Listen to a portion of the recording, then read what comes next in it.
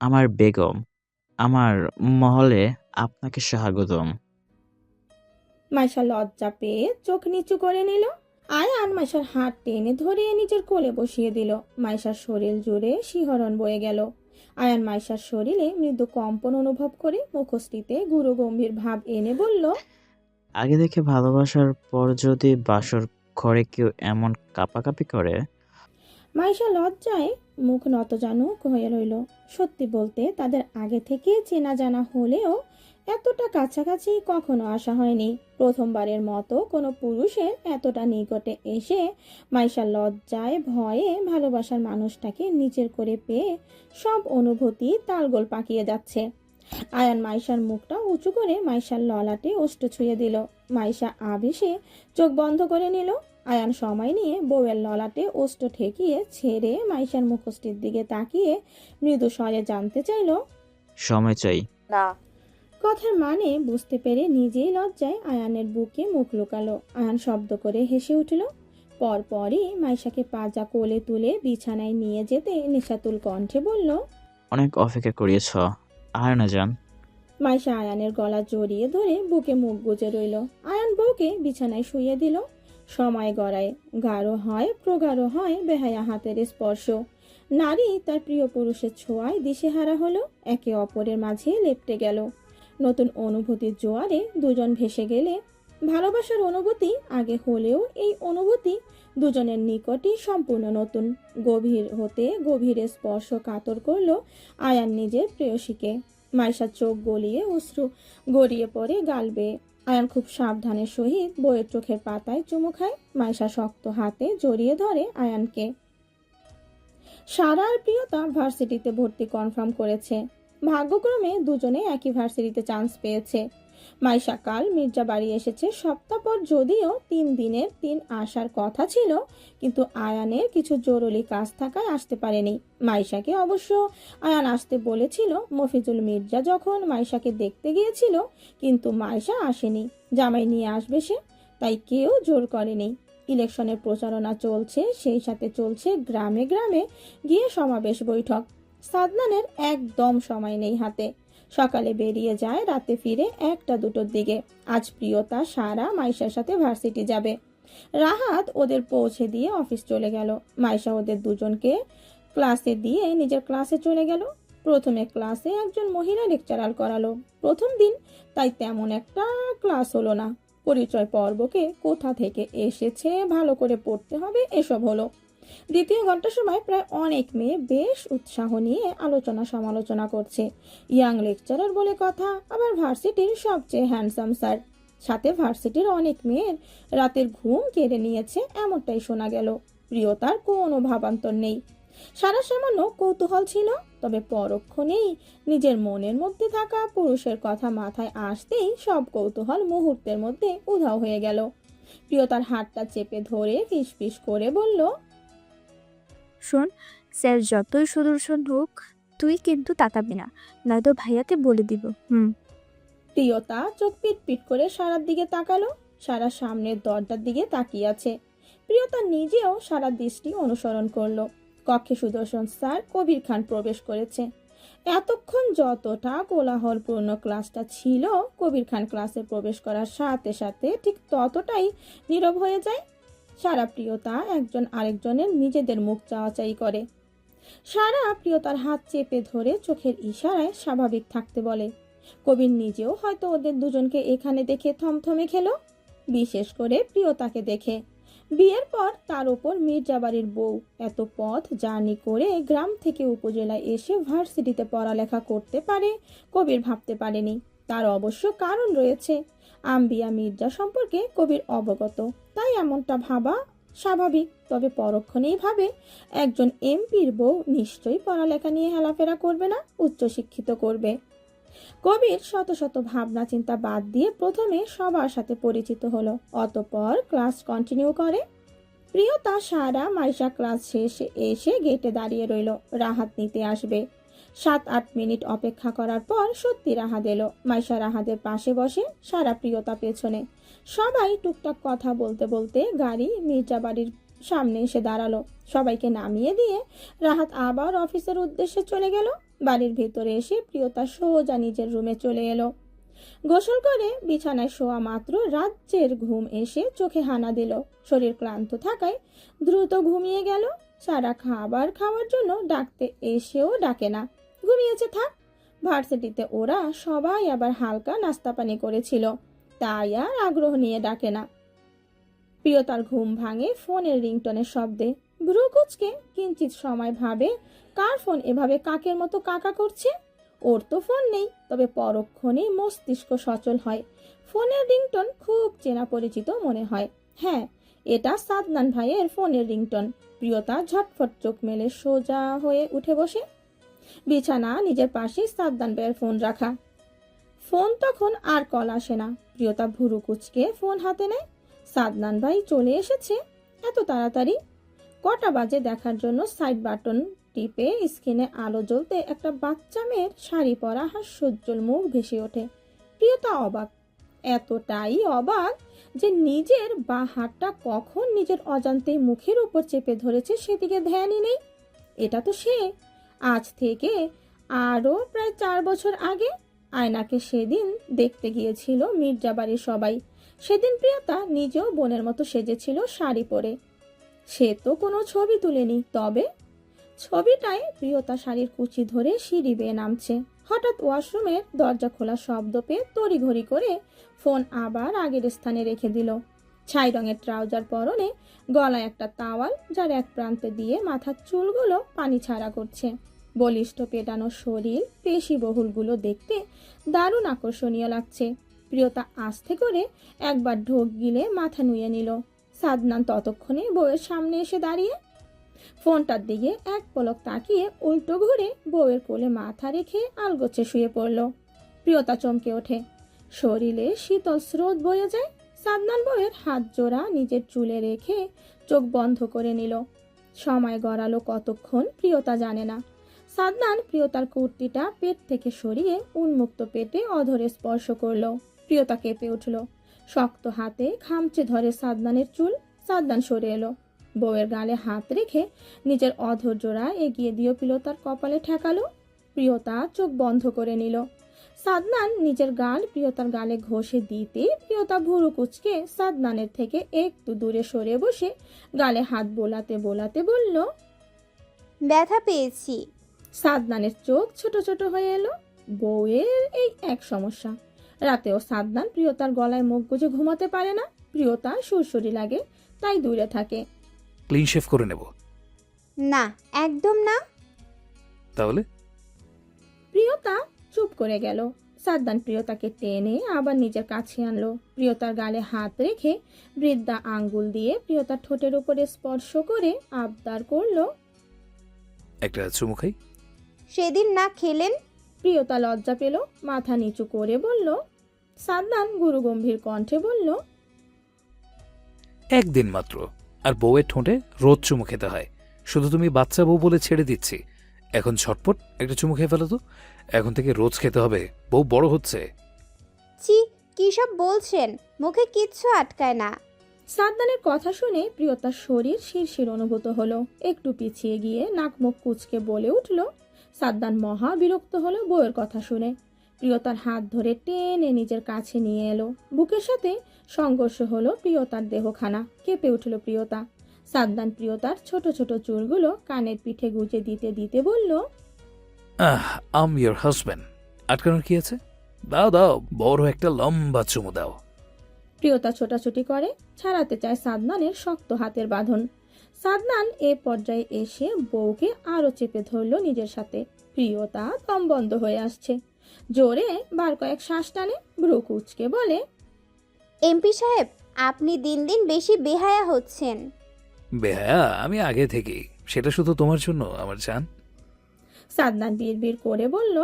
প্রিয়তা নিজেকে ছাড়িয়ে ওর নাগায়ে জড়াতে জড়াতে ভ্রু কুচকে জানতে চাইল, কিছু বলছেন? সাদনান জবাব দেয় না। বউকে ফের টেনে নিজের কাছে নিল।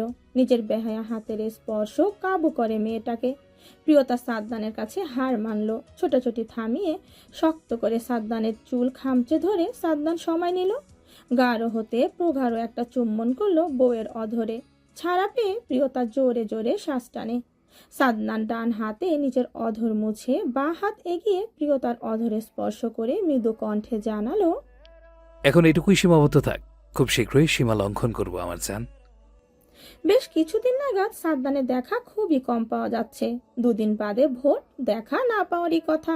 সকাল সকালই আজ সাদনান বাড়ি থেকে বেরিয়েছে। এরপর আর লোকটার দেখা মিলেও নি। যদিও একবার ফোন করেছে দুপুরে খাবার খাওয়ার কড়া নির্দেশ দিয়ে। এখন বিকেল। প্রিয়তা দুপুরে খাবার খাওয়ার পর ঘুমিয়েছিল। হঠাৎই ঘুম ভেঙে যাওয়াতে ব্যালকনিতে এসে দাঁড়ালো। আজ সকাল থেকে বৃষ্টি হচ্ছে, সাথে বাতাস বইছে। প্রিয়তা হাত বাড়িয়ে বৃষ্টির ফোঁটাগুলো ছুঁয়ে দিচ্ছে। বেশ ভালোই লাগছে। প্রিয়তা নিজের দিকে একবার তাকালো। আজ দুপুরে গোসল করে শাড়ি পরেছে কালো রঙের, আয়নাও পরেছে, সাথে প্রিয়তাকেও পরিয়ে দিয়েছে। প্রিয়তা কিছু ভেবে সারা রুমের উদ্দেশ্যে হাঁটা ধরে। দরজায় কড়া নাড়তেই সারা ভেতর থেকে বলল, কে? দরজা খোলা আছে। প্রিয়তা দরজা ঠেলে ভেতরে প্রবেশ করে। সারা একটা বই হাতে বসে আছে, হয়তো কোনো উপন্যাসের বই হবে। প্রিয়তা সেদিকে নজর দিল না। যা মতলব নিয়ে এসেছে সেটা উগরে দিয়ে বলল, চল বৃষ্টি ভিজি, অনেক দিন ধরে ইচ্ছে করে। সারা অবাক হলো। বই বন্ধ করে বলল, মা জানতে পারলে দুজনকে আস্ত রাখবে না, আর দাদি আসরের আজানের পর কাউকে ছাদে যেতে বারণ করেছে। প্রিয়তা যতটা উচ্ছ্বসিত হয়ে কথাটা বলেছিল, সারার কথা শুনে ঠিক ততটাই মনক্ষুণ্ণ হলো। সারা প্রিয়তার মুখের দিকে তাকিয়ে মায়া হলো। বই পাশে রেখে উঠে দাঁড়িয়ে প্রিয়তার হাত ধরে টেনে ছাদের উদ্দেশ্যে হাঁটতে হাঁটতে বলল, চল, কেউ দেখার আগে চলে আসবো। প্রিয়তার আম্বিয়া মির্জার কথা মাথায় আসতেই সারাকে থামিয়ে দিয়ে বলল, থাক, দাদি জানতে পারলে আবার ঝামেলা করবে।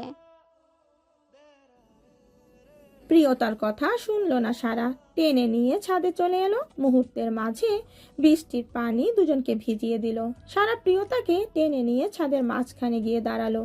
বৃষ্টির ফোঁটা শরীরে পড়তেই প্রিয়তা ভুলে গেল। বাচ্চাদের মতো দুই বান্ধবী ইচ্ছে মতো ভিজল। বেশ অনেকটা সময় পর প্রিয়তা কাঁপতে কাঁপতে সারাকে বলল, সারা চল, আমার ঠান্ডা লাগছে। সারার হয়তো আরো কিছুক্ষণ থাকতে মন চাচ্ছিল, কিন্তু প্রিয়তার ফ্যাকাশে মুখের দিকে তাকিয়ে তড়িঘড়ি করে ছাদ থেকে নেমে এলো। প্রিয়তাকে ফ্রেশ হয়ে নিতে বলে নিজেও রুমে চলে গেল। সন্ধ্যায় সারা প্রিয়তার আর নিজের জন্য চা হাতে রুমে এলো। প্রিয়তা তখন কম্বল মুড়ি দিয়ে বিছানায় গুটি সুটি মেরে শুয়ে আছে। সারা চা রেখে প্রিয়তার পাশে বসে প্রিয়তার গালে হাত রেখেই চমকে উঠল। শরীর আগুনের ন্যায় গরম। সারা প্রিয়তাকে বার কয়েক ডাকলো। প্রিয়তা নিভু নিভু চোখে তাকিয়ে আবার চোখ বন্ধ করে নিল। সারা রুম থেকে বেরিয়ে গেল। ফিরে এলো মিনিট 2 মিনিটের মাথার সাথে সুফিয়া বেগম, সালেহা বেগম। সালেহা বেগম এসেই প্রিয়তার পাশে বসলো। সুফিয়া বেগম আর সারা মিলে বালতিতে করে পানি আনে, মাথায় দিয়ে অল্প খাবার খাইয়ে দিয়ে জ্বরে ওষুধ খাইয়ে দিল। জ্বর ছাড়লো ঘন্টাখানেক পর। তখন রাত 8টা। সবাই চলে গেল, শুধু সারা প্রিয়তার পাশে বসে রইল। রাত 10:30 নাগাদ সাদনান রুমে এলো। গায়ের পাঞ্জাবি ঘামে জপজপে। সারাকে নিজের রুমে আর প্রিয়তাকে শুয়ে থাকতে দেখে ভ্রু কুচকে এলো। চিন্তার ভাঁজ পড়ে কপালে।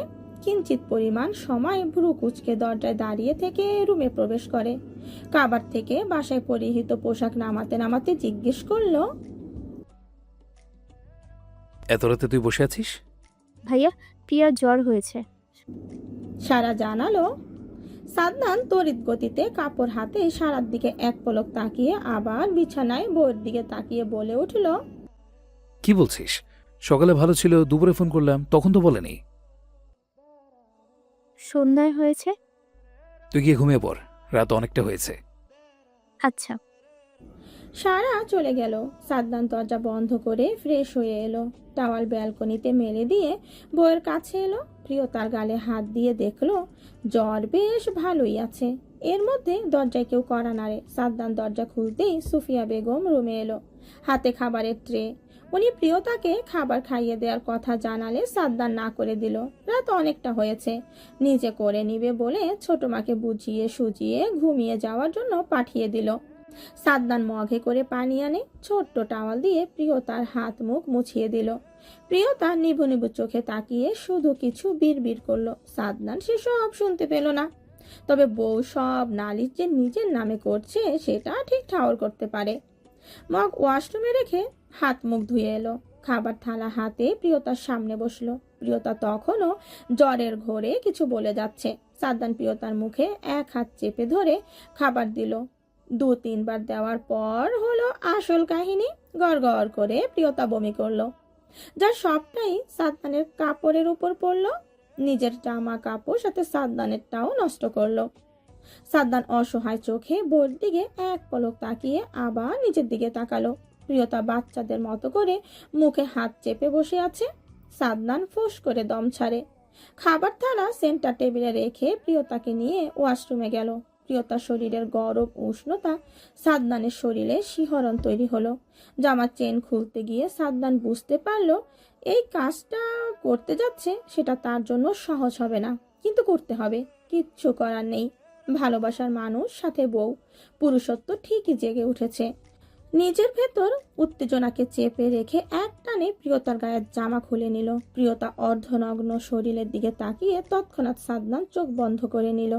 প্রিয়তা নিজেও লজ্জায় স্বামীর ছোঁয়ায় আড়ষ্ট, তবে শরীরে বিন্দু পরিমাণ শক্তি অনুভব করে না।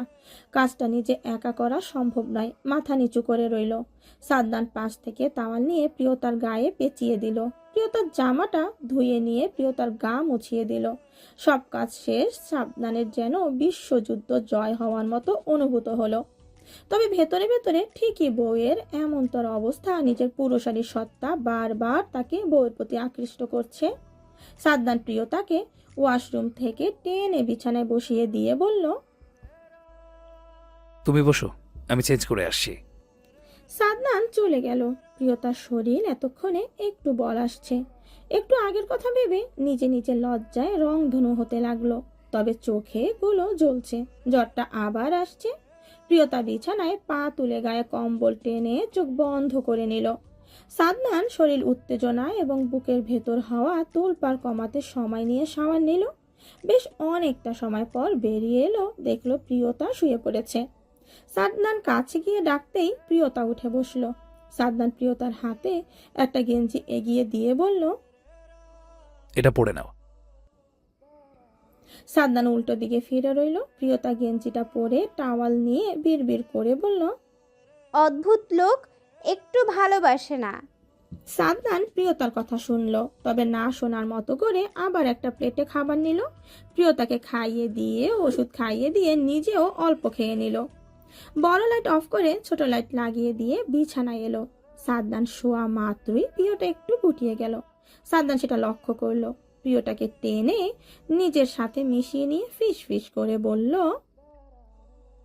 তুমি বললে ভালোবাসি না, অথচ কাছে এলে তোমার কাঁপাকাঁপি শুরু হয়ে যায়। না জানি গভীরভাবে ছুঁয়ে। চুপ, আগে ছুঁয়ে তো দেখুন।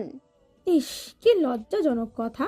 সাদনান শব্দ করে হেসে উঠল। প্রিয়তা এতক্ষণে বুঝতে পারে মুখ ফসকে বেফাস কথা বলে ফেলেছে। এখন এই বেহায়া সাদনান ভাই কি করবে?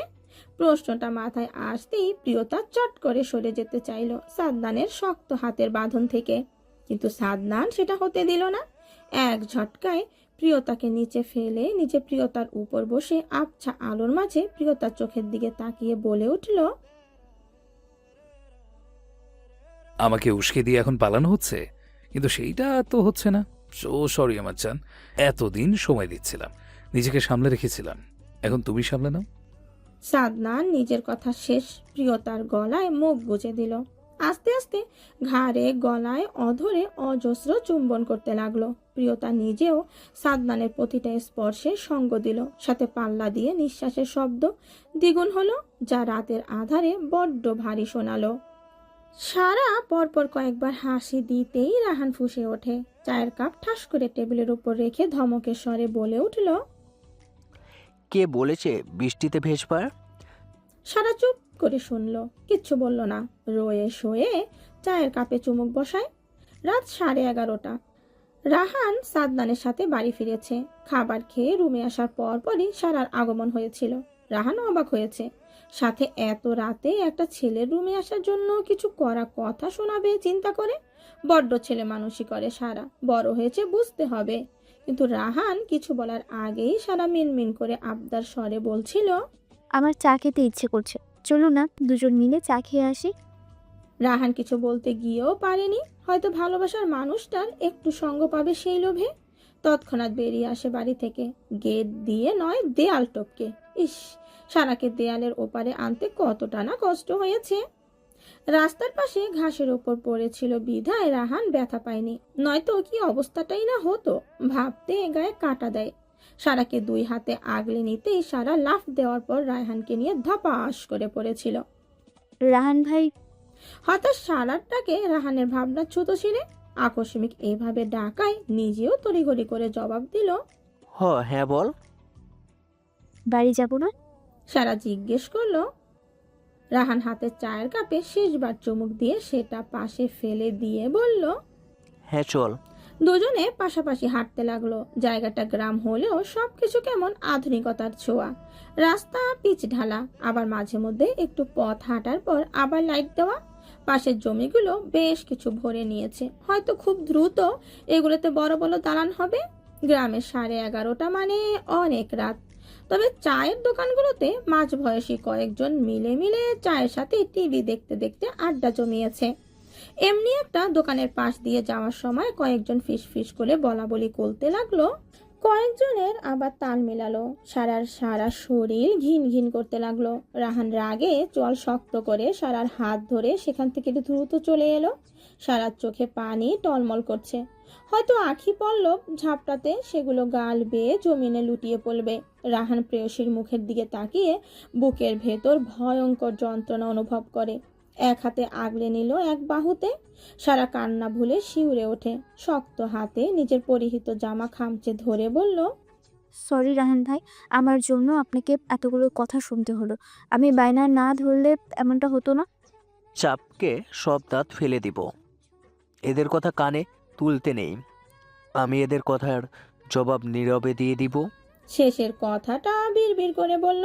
সারা শুনতে পেল না, তাই ভ্রু কুচকে জিজ্ঞেস করলো, কিছু বলবেন? না, বাড়ি চলে এসেছি। চল আগে তুই যা, আমি পরে উঠছি। আচ্ছা। সারাকে রাহাত উপরে উঠতে সাহায্য করে। সারা প্রাচীর টপকে ওপারে চলে গেল, সাথে সাথে রাহান নামলো। মই বেয়ে আগে সারা নিজের রুমে গেল। ব্যালকনিতে দাঁড়িয়ে থাকে সারা। রাহান মই একটা গাছের সাথে রেখে নিজে পাইপ বেয়ে ওয়াশরুমে নিয়ে নিজের রুমে গেল। সারা স্বস্তির নিঃশ্বাস ফেলে নিজেও রুমে চলে গেল।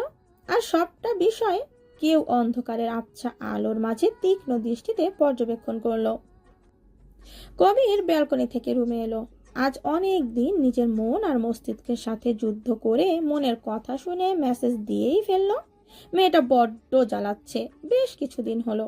একটা বিহিত করা প্রয়োজন। নিজের মনের সাথে রোজ যুদ্ধ করা তো সম্ভব নয়, যেখানে এই রমণী মনের মধ্যে খাপটি মেরে বসে রয়েছে। এখন দেখা যাক কাল কি হয়। তিনি ফেসবুকে স্ক্রল করছিল। খুব বেশি একটা সে ফেসবুকে আসে না, শুধু নামেই একটা অ্যাকাউন্ট রয়েছে। ব্যস্ততার মধ্যে সেটাই খুব বেশি আসার সময় হয় না। মাঝে মধ্যে রাতে ঘুমোতে যাওয়ার আগে একটু আসে। হঠাৎ মেসেঞ্জারে টুং করে শব্দ করে একটা মেসেজ এলো। তিনি চমকালো। অনাকাঙ্ক্ষিত আইডি থেকে মেসেজ দেখে হাত কাঁপলো। তবে মেসেজটা ওপেন করলো, আর সাথে সাথে তিনি আরো কয়েক দফা অবাক হলো। কবির খান মেসেজ করেছে, কাল বিকেলে বাসের পাশের রেস্টুরেন্টে আসবা। তিনি তপ্তা খেয়ে বসে রইল। বিশ্বাস করতে কষ্ট হলো এটা কবির স্যার। তাই তো বার কয়েক আইডি চক্কর কাটলো। সত্যি এটা কবির স্যারের আইডি নাকি ফেক? না, এটাই কবির খানের আইডি। তিনি মেসেজ সিন করে নেট বন্ধ করে শুয়ে পড়ল। আর সারা রাত ভাবতে লাগলো, কাল যাবে না যাবে না। ওয়াশরুমে এসেই সাদনান আগে বউকে ফ্রেশ হতে সাহায্য করলো। প্রিয়তা একদম নেতিয়ে গিয়েছে। মেয়েটা প্রথমবারের বলিষ্ঠ সুপুরুষ সাদনানের গভীর থেকে গভীর স্পর্শে মুড সাজাচ্ছে। বউয়ের এমন অবস্থায় সাদনানের মায়া হলো। কতবার না করলো সাদনান, কিন্তু বউ তার বেহায়া হয়ে সাদনানের কথা পাত্তাই দিল না। উন্মাদ সাদনান বউয়ের ডাকে সাড়া না দিয়ে থাকতে পারলো না। এখন মনে হচ্ছে একদম ঠিক হয়নি, সময় দেওয়ার প্রয়োজন ছিল। কিন্তু আর কতদিন একই ঘরে একই বিছানায় পাশাপাশি শুয়ে ভালোবাসার মানুষটার কাছ থেকে কত দূরে থাকা যে সম্ভব হচ্ছে না। আর সেটা অসম্ভব করে দিয়েছে বউ নিজে। সাদনান প্রিয়তার গায়ে টাওয়াল পেঁচিয়ে দিয়ে ওয়াশরুম থেকে এনে বিছানায় বসিয়ে দিয়ে নিজে ফ্রেশ হতে গেল। প্রিয়তা সাদনান যাওয়ার পর নিচে গিয়ে ড্রেস চেঞ্জ করে নিল, সাদনানের জন্য কাপড় নামিয়ে রাখে। অতঃপর জায়নামাজ বিছিয়ে সাদনান ওয়াশরুম থেকে বেরিয়ে আসার অপেক্ষা করতে লাগলো। সাদনান খুব দ্রুত বেরিয়ে এলো। প্রিয়তার দিকে তাকিয়ে বিছানায় প্রিয়তার পাশ থেকে নিজের ড্রেস হাতে নিল। প্রিয়তা লজ্জায় মাথা নিচু করে উঠে ওয়াশরুম যাওয়ার জন্য উদ্যত হতেই সাদনান এগিয়ে এসেছে ধরল। প্রিয়তা মিহি কণ্ঠে বলল, আমি পারবো, আপনিও আসুন, অজু করে নেবেন। সাদনান মাথা দুলালো। প্রিয়তা অজু শেষ, সাদনান অজু করে এলো। সাদনান আগে দাঁড়ালো। প্রিয়তা সাদনানের থেকে সামান্য পেছনে দাঁড়িয়ে নামাজ আদায় করলো। প্রিয়তা বারবার লজ্জায় মাথা নুয়ে রাখছে। সাদনান বিষয়টা বুঝতে পারে, প্রিয়তাকে টেনে নিজের বুকে শক্ত করে জড়িয়ে ধরে বলল, লজ্জা নারীর ভূষণ। আমার ব্যক্তিগত নারী আমার সামনে লজ্জা পাবে স্বাভাবিক, কিন্তু স্বামী স্ত্রীর মাঝে এসব হবেই। ভালোবাসা না থাকলেও এইসব হয়? প্রশ্নটা খুব সহজ, কিন্তু সাদনানের নিকট ছোট্ট বউয়ের এই ছোট্ট একটা প্রশ্ন বড্ড ভারী আর জবাবটা খুব কঠিন মনে হলো। সাদনান সময় নিয়ে বউয়ের মাথার তালুতে চুলের ভাঁজে নিজের অধরে স্পর্শ করে জবাব দিল। অবশ্যই হয়। আপনি আমায় ভালোবাসেন? কৌতুক মনে হলো সাদনানের কাছে প্রিয়তার এই প্রশ্নটা। হাসলো বোধহয় সাদনান। প্রিয়তা সাদনানের হাতের বাঁধন হতে মুক্তি পেটে ছোটাছুটি করলো। সাদনান সেটা সম্ভব হতে দিল না। আবার টেনে জড়িয়ে ধরে বিছানার দিকে এগিয়ে যেতে যেতে নিজেও প্রশ্ন করলো, আমার স্পর্শে বুঝি ভালোবাসা ছিল না? প্রিয়তা কেঁপে উঠল। প্রিয়তার জবাব দিতে ইচ্ছে করলো, স্বর্গসুখ পেয়েছি, ভালোবাসা না থাকলে বুঝি এটা সম্ভব হতো। কিন্তু কোনো জবাব প্রিয়তা দিল না। সাদনান নিজেও আর কথা বাড়ালো না, বউকে আরো সময় দিল। সময় তো আর চলে যাচ্ছে না। আজ সকাল থেকে তিন্নি ভাবছে, ভার্সিটি অফ, ভোটকাল, আজ টিউশন করে হোস্টেলে ফিরে আসবে এমনটাই চিন্তা ভাবনা ছিল। কিন্তু কাল রাতে কবির খানের মেসেজের পর থেকে ভেবে যাচ্ছে শুধু যাওয়া উচিত নাকি না। আবার ভাবছে কোনো প্রয়োজন হয়তো। পরক্ষণেই ভাবছে কবির খান বুঝতে পেরে যায়নি তো যে স্যারকে ভালোবাসে। আবার ভাবে যাওয়া উচিত, স্যার মানুষ ডেকেছে, না গেলে বেয়াদবি হবে। তিন্নি দোটানায় ভুগছে। তিন্নির এখন খুব করে নিজের পরিবার না থাকার অভাবটা উপলব্ধি করতে পারছে।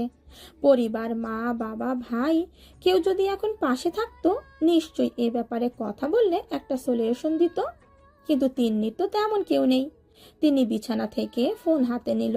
যদি এই ব্যাপারে কারোর সাথে শেয়ার করা যায় সেটা এই মুহূর্তে মাইশা। তিন্নির স্কুল কলেজ লাইফে তেমন কোনো ফ্রেন্ড নেই। মূলত সময় হয়নি এসবে ধ্যান দেওয়ার। ভার্সিটিতে গিয়ে মাইশার সাথে কেমন অদ্ভুতভাবে এই সম্পর্কটা তৈরি হলো তিন্নি এখন বুঝতে পারে না। মাইশাকে ফোন দেওয়ার সাথে সাথে কল রিসিভ হলো। শোন, দেখা করতে পারবি? তিনি জিজ্ঞেস করলো। মাইশা কিঞ্চিত সময় নিয়ে বলল, এখন তো বাড়ি থেকে বেরোতে দিবে না, কাল ভোট, বুঝতে পারছি। তুই একটা কাজ কর না, আমাদের বাড়ি চলে আয়। তিন্নি কিছু ভেবে বলল, ঠিক আছে। তিনি কল কেটে রেডি হয়ে মির্জা বাড়ির উদ্দেশ্যে বেরিয়ে পড়ল। দুপুরে সাদনান বাড়ি ফিরল আজ। প্রিয়তা অবাক, শোয়া থেকে উঠে বসে বিস্ময় নিয়ে বলে উঠল, আপনি? সাদনান জবাব দিল না। এগিয়ে এসে প্রিয়তার কপালে হাত রাখে। মেয়েটার সকালে জ্বর এসেছিল। এক রাতেই বউয়ের অবশ্য করুণ ভবিষ্যৎ কি হবে। ভবিষ্যতে কি হবে, বউর দিকে এখন থেকে নজর দিতে হবে। এখন জ্বর নেই। সাদনান গায়ের পাঞ্জাবির বোতাম খুলতে খুলতে বলল, আবার যেতে হবে, শাওয়া নিবে? আপনি আগে যান, আমি পরে যাচ্ছি। প্রিয়তা বিছানা থেকে উঠে গিয়ে কাবার থেকে কাপড় নিতে নিতে বলল। সাদনান গায়ের পাঞ্জাবি খুলে সোফায় রেখে তাওয়াল হাতে প্রিয়তাকে টেনে নিয়ে ওয়াশরুমে যেতে যেতে বলল, একসাথে নিয়ে নেব, আমাকে আবার যেতে হবে। প্রিয়তা কিচ্ছু বলল না। আগে প্রিয়তা শাওয়ার নিল, ড্রেস চেঞ্জ করে সাদনান বউকে রুমে পাঠিয়ে দিল। অতঃপর নিজে বউয়ের কাপড় ধুয়ে একেবারে শাওয়ার নিয়ে বেরিয়ে এলো। সাদনান কাপড় ব্যালকনিতে মেলে দিয়ে এসে দেখলো প্রিয়তা বিছানায় বসে আছে। সাদনান এক পলক সেদিকে তাকিয়ে নিজের চুল মুছতে মুছতে বউয়ের পাশে গিয়ে বসলো। প্রিয়তা তাওয়াল নিজ হাতে নিয়ে সাদনানের চুল মুছে দিল। সাদনান হাসলো। দারুণ লাগে যখন এই ছোট্ট ছোট্ট হাত দুটির মালিক তার জন্য কিছু করে। কালাম খান ভোট প্রচারণা গিয়েছিল আজ। মফিজুল মির্জা একজন বিজনেসম্যান, রাজনীতি সম্পর্কে খুব কমই ধারণা। মূলত এসবে আজম মির্জা বা মফিজুল মির্জা দুই ভাইয়ের ততটা আগ্রহ নেই। তাই তো বাবা এত বড় নেতা হওয়ার পরেও দুই ভাই বাবার ব্যবসায় হাত লাগালেও রাজনীতি নিয়ে কারো কোনো মাথা ব্যথা নেই। তবে এবার সাদনানের জন্য সবাই খাচ্ছে, এ তো সবাই কম বেশি আশ্চর্য।